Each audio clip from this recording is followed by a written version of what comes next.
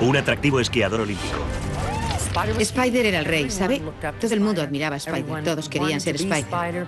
Una joven francesa aspirante a estrella. Estaba fuera de sí. Quería encontrar a Spider. Era una mujer loca. Una muerte que sacudió a una lujosa población turística. Diría que el 90% de la gente de Aspen lo consideró asesinato. Y dio origen a uno de los primeros juicios de famosos en los Estados Unidos.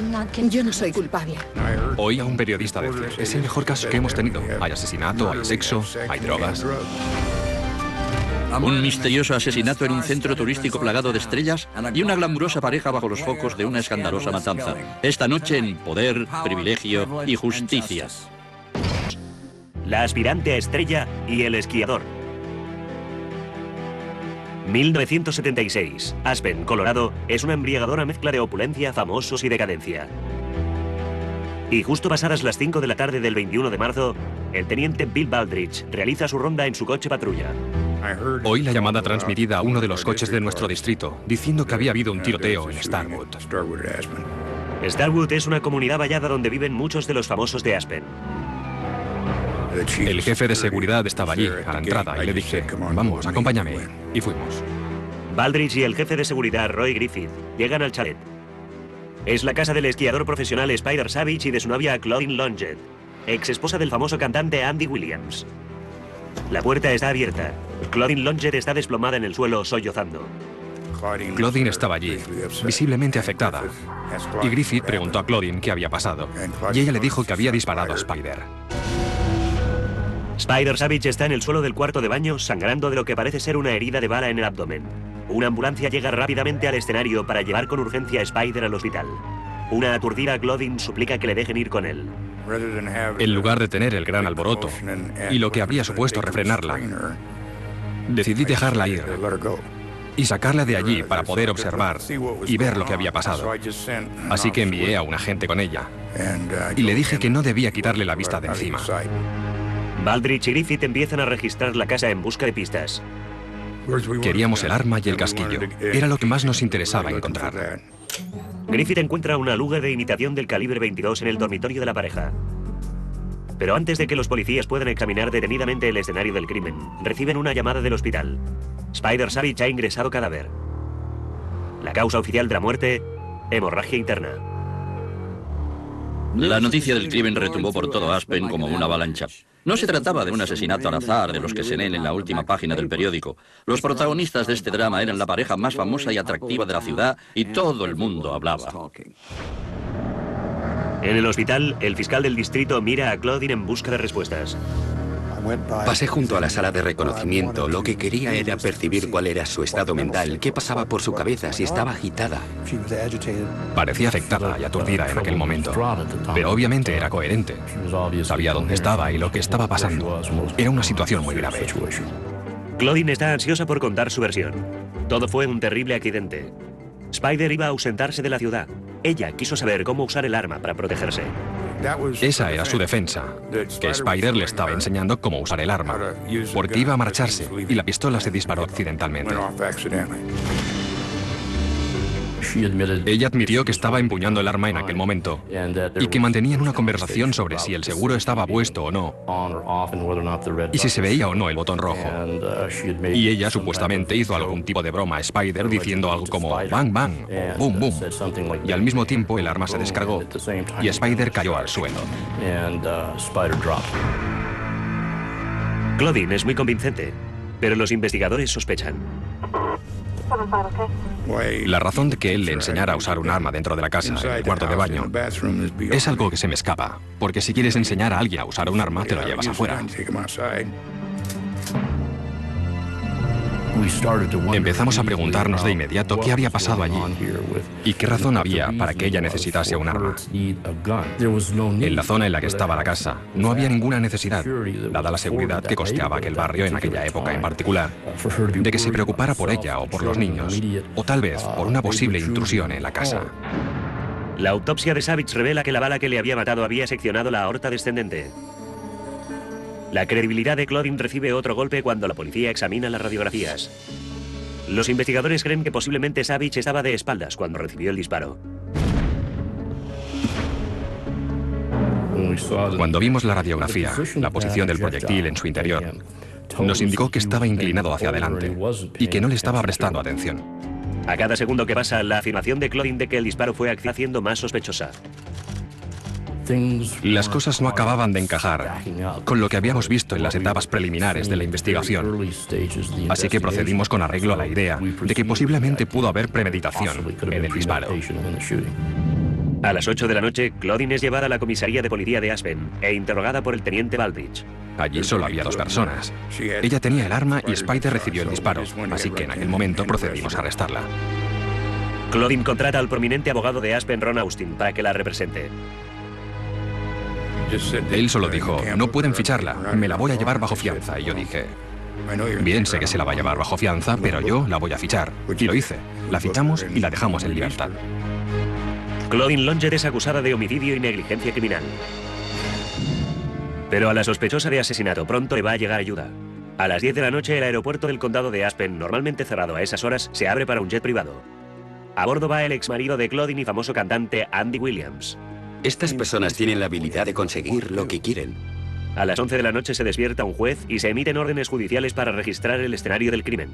Los investigadores quieren examinar más detenidamente. Estábamos buscando pelos, fibras o lo que fuera, que nos proporcionara una pista de si se había producido un altercado físico o algo semejante. Los cajones no estaban abiertos ni revueltos. Los muebles de la habitación estaban bien y había una falta total de pruebas físicas. Allí no había nada significativo a excepción de aquel diario. El diario de Longet estaba sobre la cómoda. Era un cuaderno grande y era evidente que ella había ido escribiendo en él. ¿Qué secretos se escondían en aquel diario encuadernado en piel? Con todo Aspen clamando por respuestas, parecía que la vida de Claudine estaba a punto de convertirse en un libro abierto.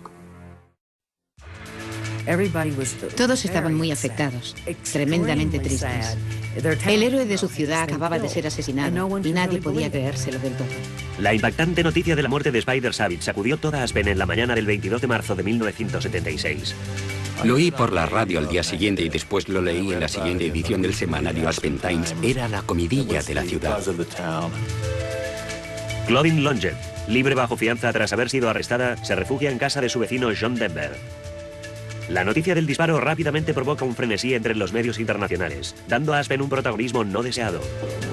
La ciudad no estaba contenta a ningún nivel. Gran parte de la comunidad estaba disgustada por el hecho de que hubiera caído sobre nosotros una publicidad tan negativa y porque uno de los mejores esquiadores de competición de los Estados Unidos hubiera muerto a manos de un amante cualquiera.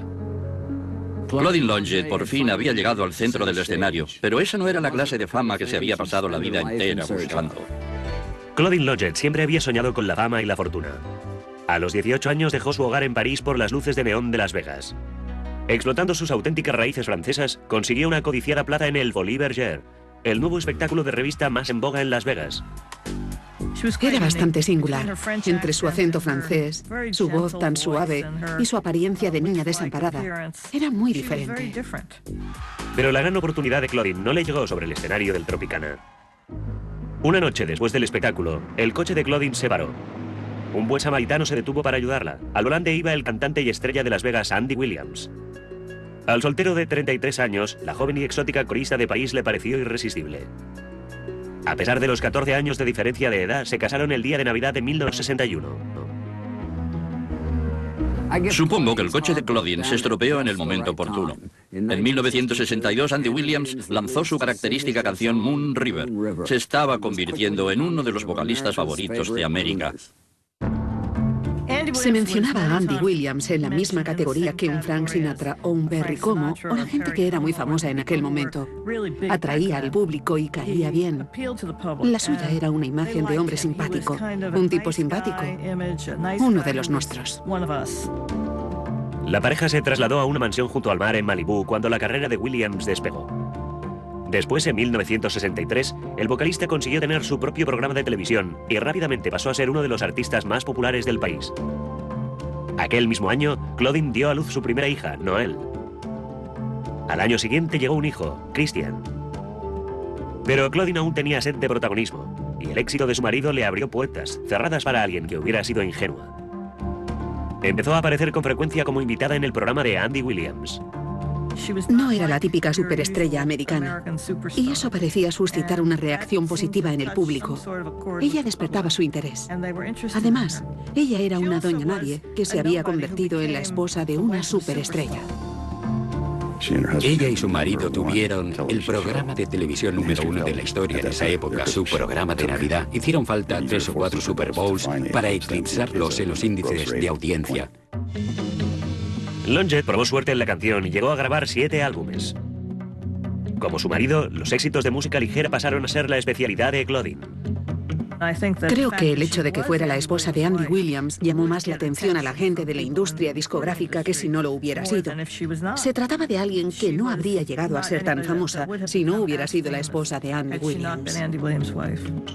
Yo solía ver a Andy y a Claudine en fiestas cuando vivía en Beverly Hills en la época de 1960. Ella era absolutamente espectacular.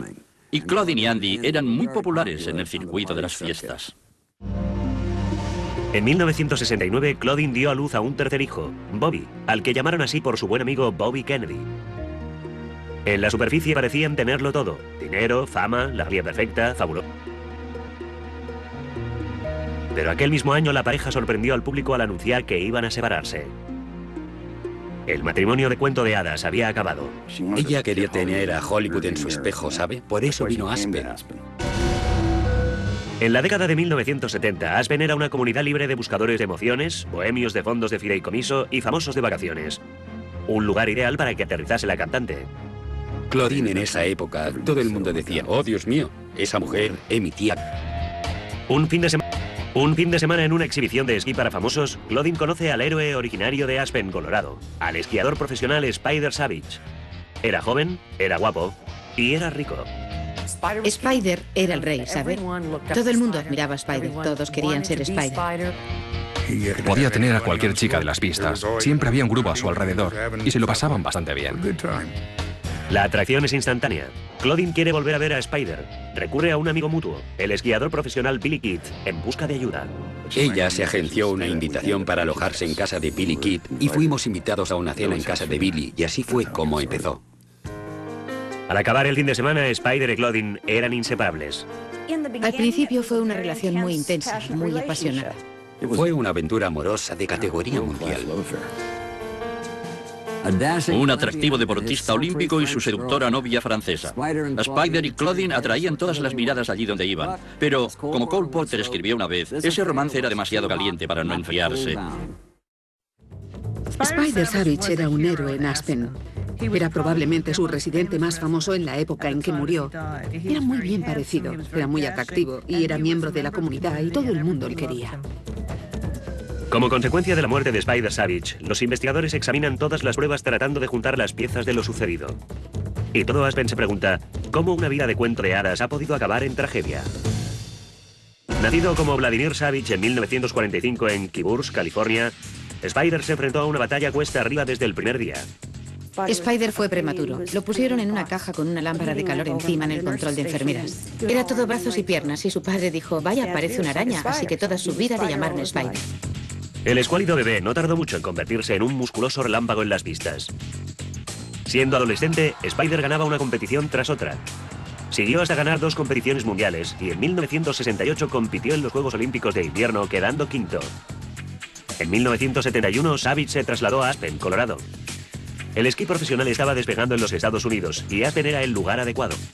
Para ser una población en la que el esquí era tan joven y sobre todo en los Estados Unidos, él era tremendamente importante para el deporte y para nosotros, y nos sentíamos muy orgullosos de él. Podía compararse a lo que había hecho Joe Nathan por el fútbol. Era evidente que Spider estaba allí logrando lo mismo para el esquí. Un deporte en alza necesitaba estrellas, y Spider era una estrella. Al ser 100% americano y elocuente, los medios se pegaron a él, y los patrocinadores lo colmaron de dinero. Pronto estaba ganando más de $200.000 al año en premios y publicidad. A los 27 años era el esquiador profesional más rico del circuito, y nadie personificaba mejor el estilo de vida alegre de Aspen. Conviene entender qué clase de hombre era. En 1976, su fortuna era ya de $250,000. Tenía una casa en Starwood de propiedad pagada. Sus vecinos eran John Denver, Edgar Stearns, el dueño de Sears. Era una persona extraordinaria. En 1972, Spider conoce a Claudine Longet y el alegre soltero de Aspen se retira del mercado. Claudine ha encontrado a otro hombre rico y profesional, y su relación prospera rápidamente. En 1974, Longet y sus 3 hijos se trasladan al espacioso chalet de Savage en Starwood. En breve, la pareja pasa a ser protagonista de la floreciente vida nocturna de Aspen. Spider y Claudine pasaron a ser asiduos del circuito de fiestas de Aspen. Y en los 70 aquello era toda una movida. En aquella época no eran solo las laderas las que estaban cubiertas de polvo blanco. Había whisky, María, cocaína y una sólida ética de la salud, si es que se puede imaginar esas 4 cosas mezcladas. Todos trabajaban mucho para poder divertirse mucho. La diversión era el objetivo primordial y todo el mundo lo hacía bastante bien. En la sucesión interminable de fiestas a altas horas, Claudine asume el conocido papel de segundo violín junto a una pareja más famosa que ella. Ella era una forastera que había llegado a su población con sus hijos y había capturado al soltero más codiciado de la ciudad, Spider Savage. Existía un gran resentimiento contra ella. Encontrarse de repente obstaculizado por alguien que exigía toda su atención constantemente, hasta el punto de no querer ninguna influencia externa, era agotador. En 1975, los amigos empiezan a ver grietas en la fachada del romance de cuento de hadas de Spider y Claudine. Él y yo estábamos en el otro extremo de la habitación en la que Claudine y su hermana estaban sentadas y a Spider se le pusieron los ojos como platos. Miraba por encima de mi hombro y entonces noté que algo me pasaba junto a la oreja y una copa de vino se le estrelló en el pecho, se rompió y cayó al suelo. Y Spider levantó la vista hacia mí y dijo: Lily, creo que Claudine trata de atraer mi atención. A nivel profesional, Savage se enfrenta a presiones de distinta índole. Una vértebra comprimida le ha apartado de los primeros puestos de su deporte. En la temporada de 1976 está dispuesto a retirarse definitivamente del circuito profesional. Con menos presión sobre su rendimiento en las pistas, las juergas nocturnas de Savage aumentan, pero Claudine se queda en casa al cuidado de sus 3 hijos. Era intensamente celosa. A aquellas alturas prácticamente todo el mundo se había dado cuenta, incluido Spider, de que aquella relación empezaba a ser muy perjudicial y no era propio de Spider rodearse de esa clase de negatividad. En enero de 1976, Spider Savage ya había tenido suficiente. Empezaron a pelearse cada vez más y más, hasta que llegó un punto en que una vez que cené con él, me dijo: es que no consigo librarme de ella, no sé qué hacer, no sé cómo sacarla de casa, no quiero perjudicar a los niños, pero ella no quiere irse. Dime, ¿qué puedo hacer? Spider toma una decisión. A principios de marzo le pide a Claudine que deje la casa antes del 1 de abril. Me pidió que saliera a pasear con él y caminamos durante mucho tiempo. Fue entonces cuando me enteré de que ella iba a abandonar la casa, ella y los niños, y que se había terminado. Claudine debió ponerse de los nervios cuando Spider le pidió que hiciera las maletas y se marchara. Y sin el chico de oro a su lado, su vida en Aspen iría cuesta abajo rápido. Solo días después del tiroteo, los investigadores intentan descifrar por qué Claudine Longet apretó el gatillo. Al buscar respuestas, dirigen su atención a la relación que mantenía con Spider Savage. Las entrevistas nos indicaron que la relación se había ido deteriorando y que Spider había tomado la decisión de que su vinculación con Claudine no iba a ninguna parte. Y era una situación muy trágica y muy difícil. Llegó a convertirse en una carga. Había llegado a resultarle difícil entablar amistades. Le había pedido repetidamente que se fuera de su casa y la única razón por la que no la echaba eran sus hijos. Spider quería mucho a sus hijos. La policía descubre que Spider y Claudine habían pasado la mañana del 21 de marzo separados. Él estuvo esquiando, ella en la ciudad. Claudine fue vista tomando vino en un elegante bar local llamado Little Nels. Luego, aquella misma tarde, se unió a Spider en una fiesta organizada por el periodista deportivo de la ABC, Bob Beatty. Unas cuantas personas se fijaron en que no parecían estar tan unidos como habían estado antes. Abandonaron la fiesta por separado. Los investigadores se enteran de que después de la fiesta, Claudine había recorrido Aspen en coche buscando a Spider. Condució de forma errática y temeraria. Estaba fuera de sí. Quería encontrar a Spider. Era una mujer loca. Atravesó la cancela de seguridad de Starwood a una gran velocidad. Lo siguiente fue que se recibió el aviso de que habían disparado a alguien.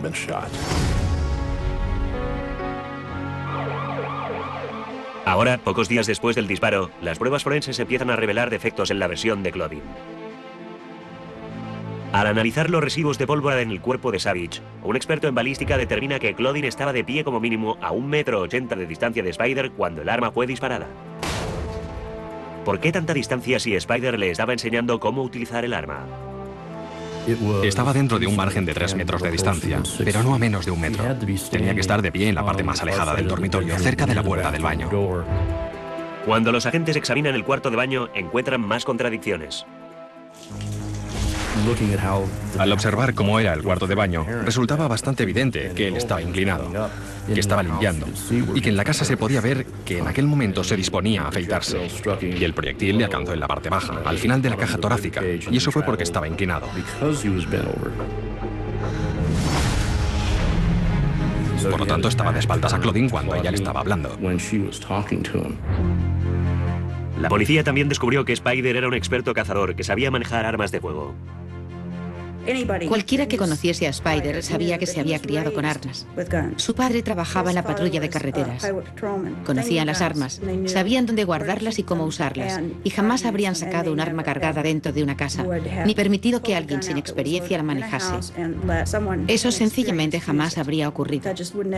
Cuando me enteré de que le había disparado en su cuarto de baño, supe que ella tenía que haberlo hecho adrede. Había cosas que no encajaban. No había ninguna necesidad de que se sacase el arma. Por lo tanto, toda esa historia de querer ver el arma y de cerciorarse de cómo funcionaba, no la considerábamos satisfactoria en aquel momento.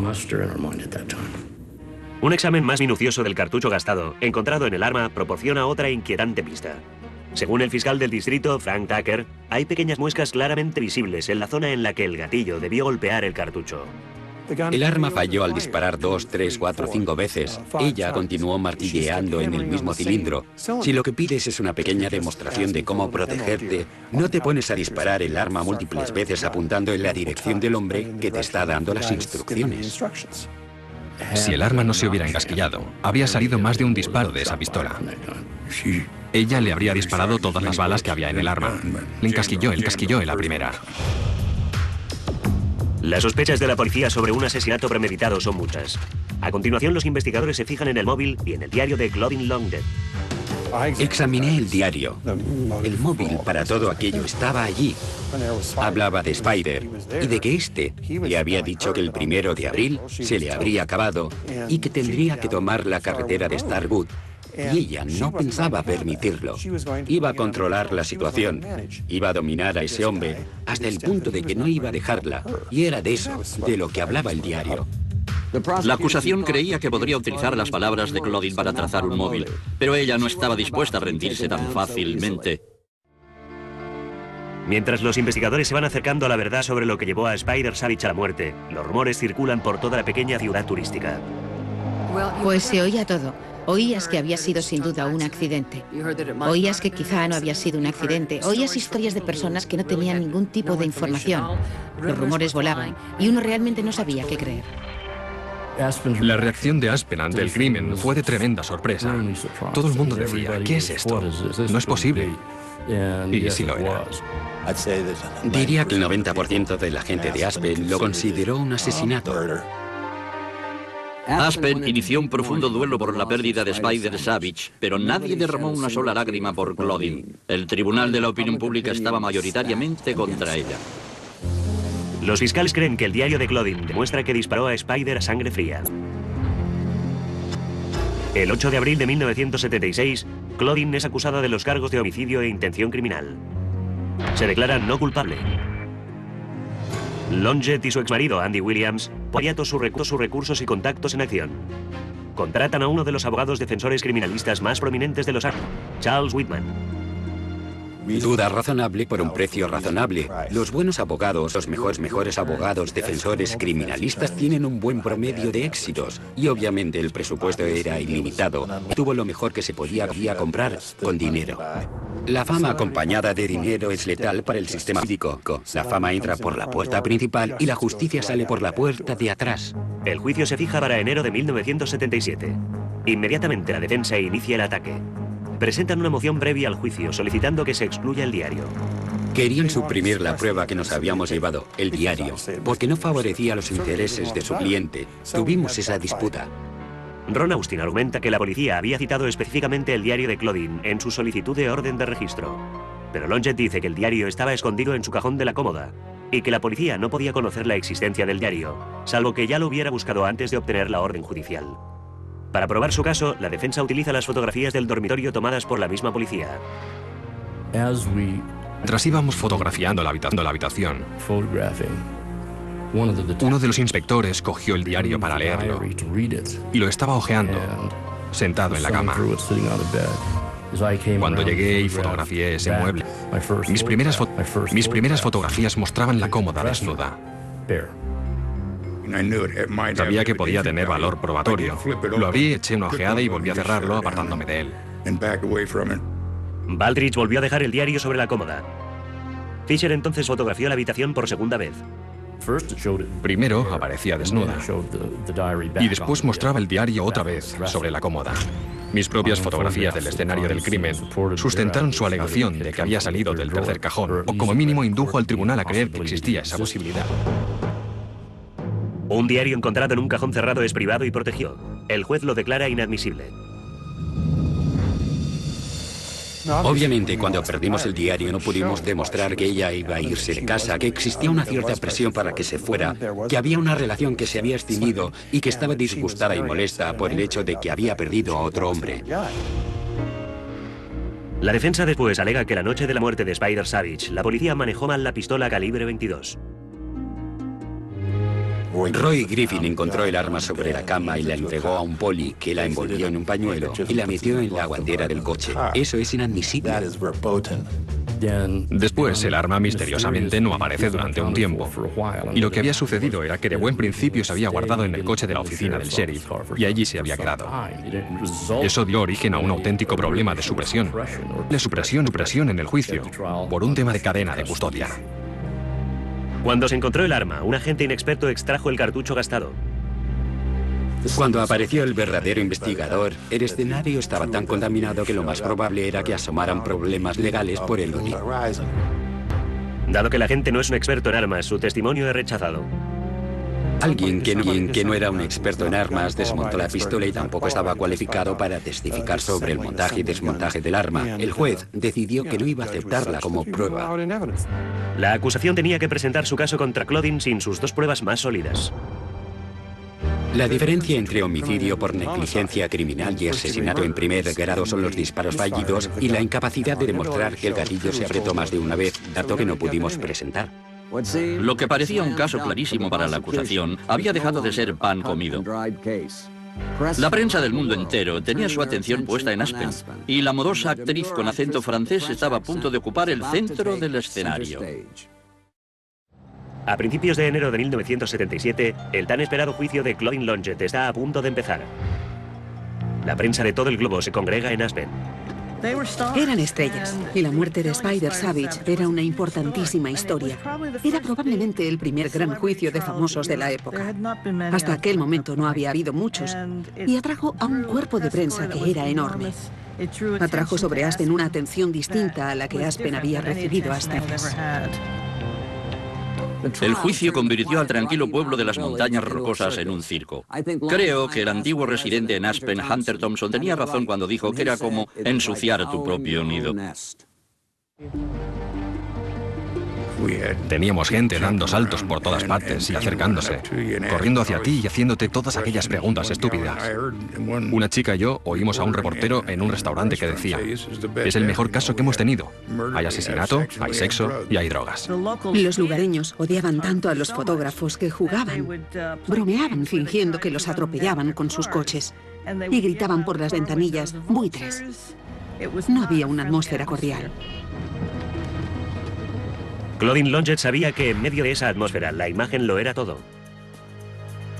Para modificar la suya recurre a Sidney Stone, la autoproclamada costurera de las estrellas.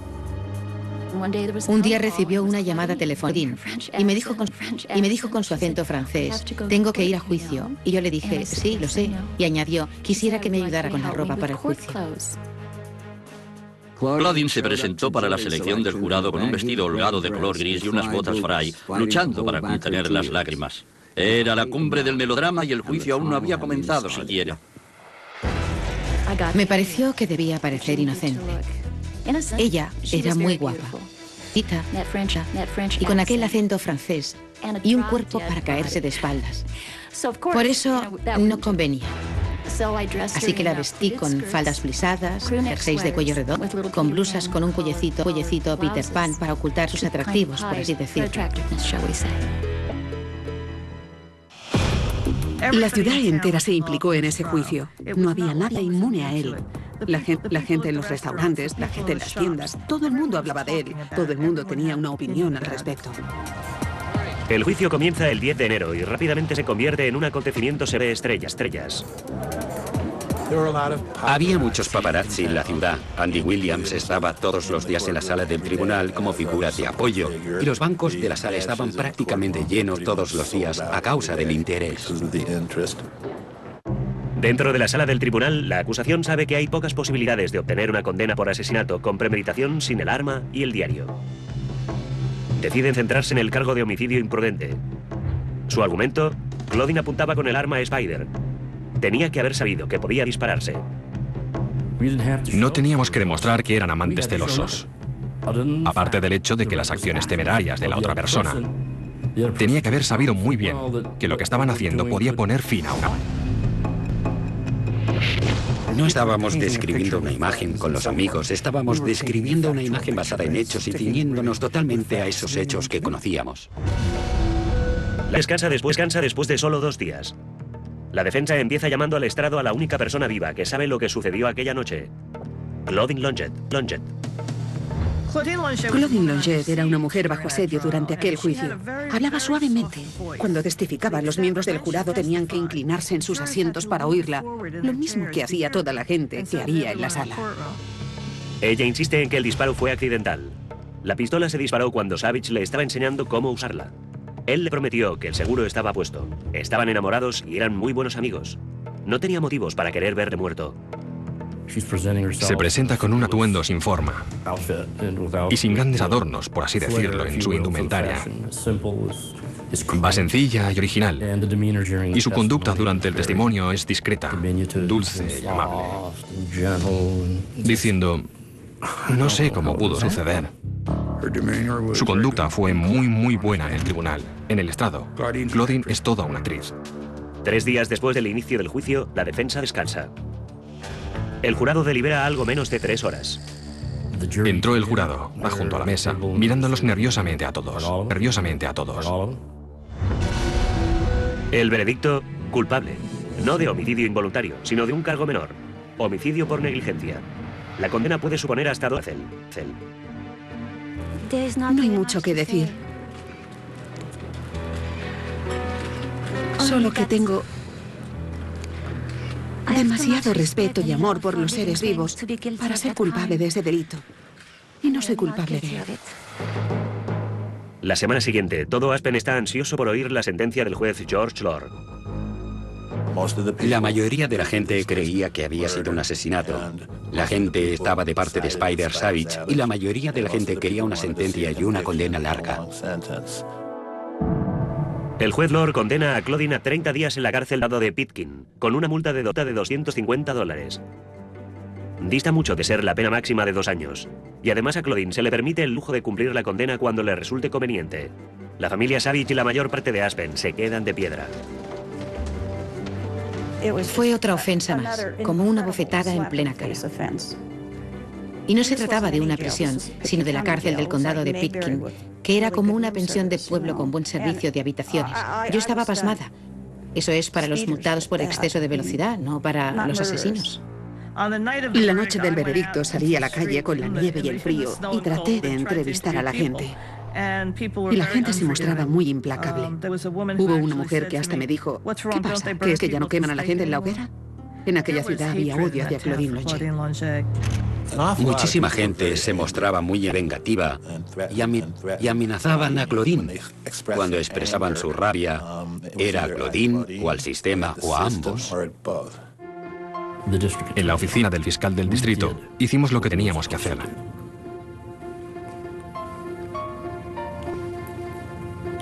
El juez no lo hizo. Fue como negarle la vida a Spider. Inmediatamente después del juicio, Claudine se marchó discretamente a pasar unas vacaciones junto al mar en México. 5 meses después, cuando sus hijos acaban el colegio, Claudine cumple por fin sus 30 días en la cárcel del condado de Pitkin. Se dedica a redecorarla. Había pintado su celda de color rosa. Creo que era rosa. Yo no sé si es procedimiento habitual en las cárceles que uno pueda pintar su celda del color que se le antoje, pero era Aspen. La familia Savage presenta una demanda judicial de 1,3 millones de dólares contra Claudine por muerte por negligencia. Pero el caso se resuelve fuera de los tribunales cuando Longett accede a no hablar nunca más en público de la muerte de Spider Savage o de su relación. Mientras Claudine cumplía su condena, para los más cercanos a Spider, había pagado un precio demasiado pequeño por una vida perdida. Inicialmente fue acusada de homicidio temerario y el jurado lo redujo a homicidio por negligencia, que fue la condena más leve que pudieron encontrar para ella. Era un delito menor. No creo que se hiciera justicia. Tiene que doler un poco cuando eres tú el que recibe, aunque eso desde luego no molestó a Claudine. Claudine siguió adelante con su vida. No fue lo correcto. O mi negligencia. Eso es una falta menor. Y cuando uno le quita la vida a alguien, no se le acusa de un delito menor. Amenamente fuera un accidente. Y yo no creo que fuera un accidente. Ella le mató, de una forma u otra. Y no oí ningún comentario que dijera que nos había robado a todos. Un ser humano verdaderamente increíble.